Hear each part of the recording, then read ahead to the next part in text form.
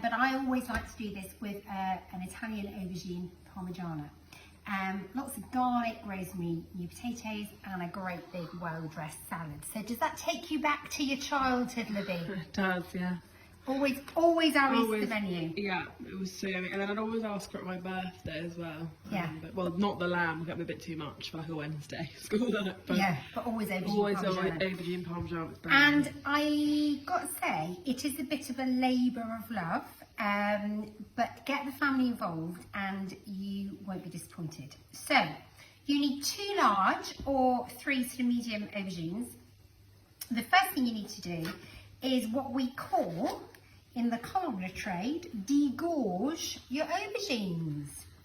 And what that means is basically you want to cut them into some sort of 1 centimetre slices. Don't worry about the fact they're going to be unevenly sized in terms of the diameter, because we're going to layer these in a big dish eventually. And degorging means to sprinkle them with salt and leave them for about an hour.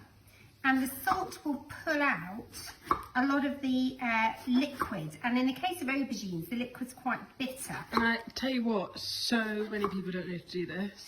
Absolutely, and quite a lot of people don't like aubergines because they can just be chewy and watery and bitter. But if you do this, they are an entirely different vegetable. I've got my nice pile of aubergines and I need a colander, and what I want to do is layer it up with a good layer of salt in between. Now this goes back to your osmosis, or your science lessons at school in the theory of osmosis, where water will go across a permeable membrane from a strong to a weak solution.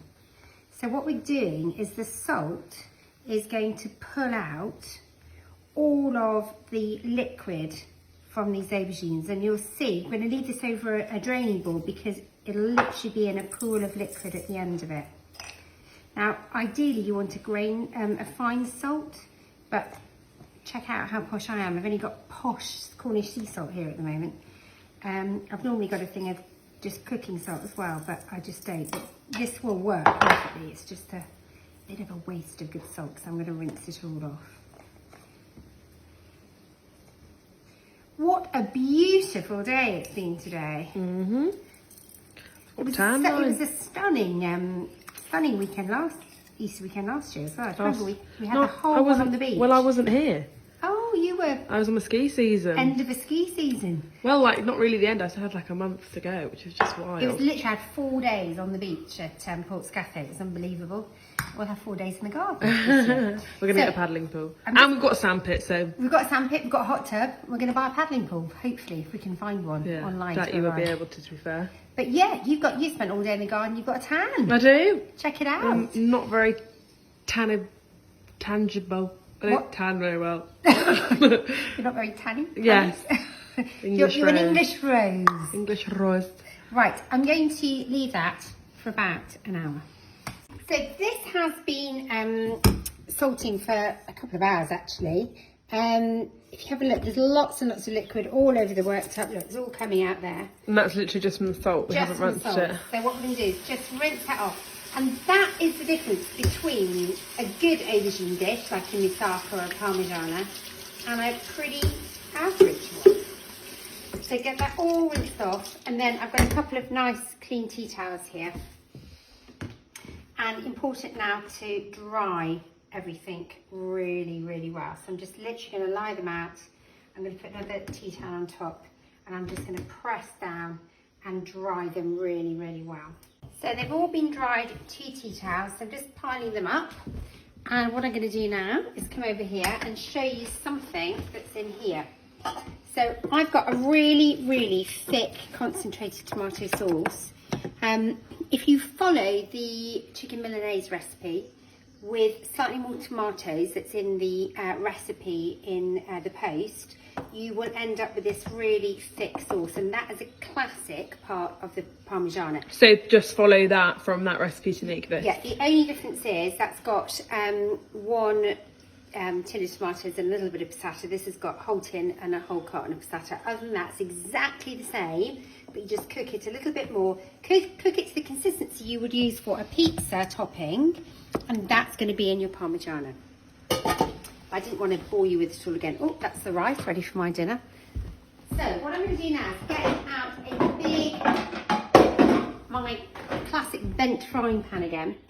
Now, you're going to need to have patience here because we're going to fry the aubergine slices pretty much 3 or 4 at a time, really carefully. I'm just going to warm some oil a minute and then show you what I mean. So I've got a tray here, and what I'm going to do, this is really important as well, is just put a big layer of kitchen roll on the tray, because as we fry these aubergines, they're going to absorb loads and loads of oil, and we're going to want to drain them. Oh, I'm going to tangle in the pot. Oh my goodness, it's all happening. We want to drain them really, really well. Now, let you into a little secret. I'm actually frying off my aubergines, and I've made my sauce today, which is Thursday, and I'm going to assemble my Parmigiana tomorrow. So this is a classic one that you can make certain elements ahead of time. So get a bit of heat in, and I'm just going to, we've got about a couple millimeters of oil in here. It does use a lot of oil, but we're going to drain them well, but it gives this lovely classic creaminess. We're having a stir fry, by the way, with a bit of rice that's cooking. bit of healthiness before the chocolate sits in. Okay, can you see already how it's absorbed all that oil? So you're going to get through a lot of oil in this.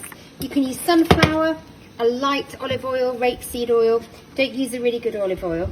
I'm going to get it at a sort of medium heat, and I'll show you in a few minutes what they look like on each side when they're ready to put on the tray and do the second layer. It takes some time, but this is a labour of love. Here we are. Here are the aubergines. We've literally taken about 5 minutes just to do one layer. So golden on each side. You need to keep turning them. We've still got all these to do. So that's why this really is a labour of love. And don't forget the sauce as well, which I've also spent a good sort of 20 minutes making and an hour or so cooking down and stirring.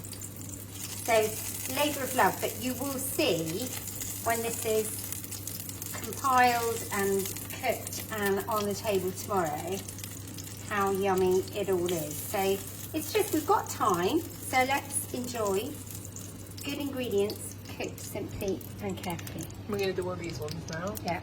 Have a look. I've done one layer of aubergines, sort of put them out in a single layer pretty much, then packed it again with more kitchen roll. I'm going to keep continuing, okay? I'm going to use, I'm halfway through and I've used a lot of oil, okay? So like I said, don't buy expensive oil, but you've just got to fry it off that and then blot it, and it goes the most glorious creamy texture. So we're going to assemble our Parmigiana. This is what we made earlier. Libby is literally salivating here. My favourite dish. So, just to recap, we made the really thick tomato sauce. Now, I'll put the quantities on the load, on the Instagram, on the Facebook. If you follow the instructions from the chicken Milanese, but don't blitz it, okay? So leave it chunky. Oh, so you want it quite thick. It smells. Just do exactly the same, leave it chunky, and you want to reduce it to about this stage, okay? If you were going to go on and make a pizza, you would again reduce it to about this stage. So it's quite sort of gloopy. And this aubergine, Mum and I ate a bit of it last night. It just tastes so good. If you don't like aubergine, you have to cook it properly because this is just unreal. I can't even express. We took a long time. We used literally, this bottle of oil was full. We used over half the bottle of oil, but then blotted it with lots and lots of kitchen papers. And we just left that in the fridge overnight. Now I've got 2 fresh balls of mozzarella. I'm just going to tear up. And Libby, we've treated her with a bit of vegan mozzarella. Because I don't eat dairy. I don't know if I think you've mentioned that. Mentioned it a few times. If you're just tuning in, I don't eat dairy. So I'm going to see. And I'll tell you what that's like, because I bet a lot of people don't eat dairy. Although mine is just, my reasoning for not eating dairy is more personal preference, but it doesn't really agree with me also. So, but some people say mozzarella's okay for them because it's not cow's milk. Well, some mozzarella's are cow's milk, but I don't want to risk it because I would buffalo. probably be very poorly. Right, okay, so I've got a beautiful bunch of fresh basil, which Also I've just smells washed. gorge. And I'm just going to hold it together and twist off those stalks. Do chop those finely and put them in a salad. Don't waste anything, and particularly not lovely, good basil like this. And then if you literally want to sort of try and hold it all together in a little sort of roll, and then you want to, oops, got a bit there, chop it finely. This is what we call chiffonading. I've shredded all of that basil.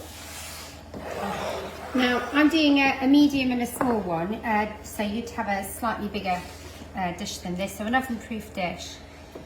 What you want to do is put a layer of the sauce in the bottom.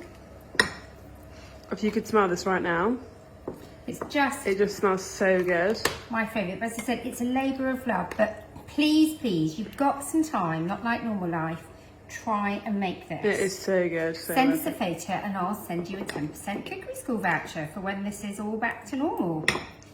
Right, what we're going to do now is we're going to layer up and sort of in an overlapping layer this gorgeous, well-cooked aubergine. Okay, like so. So, you know, these were 2 huge aubergines and they do go down to very little. This is very, very rich because you've got all the oil. And then we're going to put a nice layer. It's basically like a lasagna. Of the mozzarella.